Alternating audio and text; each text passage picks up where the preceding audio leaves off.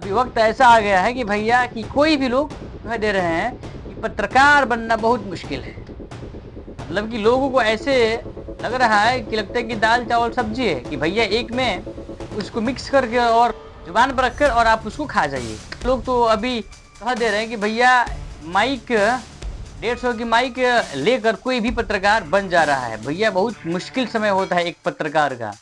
कौन कौन सी समस्याओं से एक पत्रकार जूझता है वह पत्रकार ही समझता है। क्योंकि हाल ही का एक घटना है कि द टाइम्स ऑफ महुआ एक पत्रकार को गिरफ्तार कर लिया गया है इस बेस पर, इसलिए भैया कि वह आदमी वह बंदा सही खबर को दिखाया था। आइए देखिए इस खबर को, फिर आगे बात करते हैं। क्या क्या कहेंगे प्रिंस, किस केस में आपको ले जाया जा रहा है? सच बोलना गुनाह हो गया है। इस वैशाली जिला में पत्रकारिता करना गुनाह हो गया है। मैंने एक करीब 200 पीड़ित परिवार को अनाज नहीं मिला था, तो उस खबर को बनाने गए थे। खबर में चलाया भी था। उसके बाद एसडीओ साहब ने इस मामला को संज्ञान लिया था।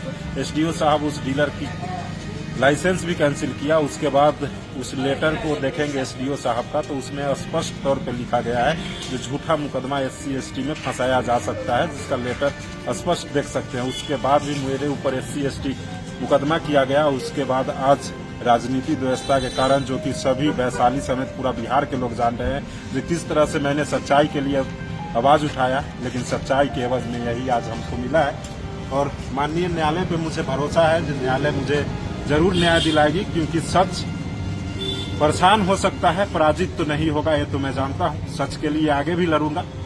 और इस पत्रकार का नाम है प्रिंस कुमार और ये पत्रकार टाइम्स ऑफ महुआ में काम करते हैं।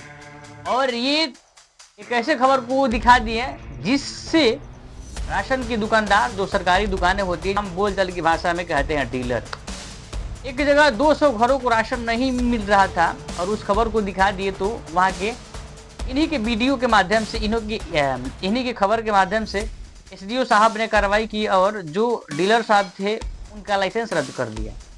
तत्पश्चात आप यह कहिए कि इन पर FIR कर दिया गया SC ST का, और ये अभी हिरासत में इनको ले लिया गया है। खबर क्या थी कि भैया हाँ कि 200 परिवार को राशन नहीं मिल रहा, यही तो थी खबर।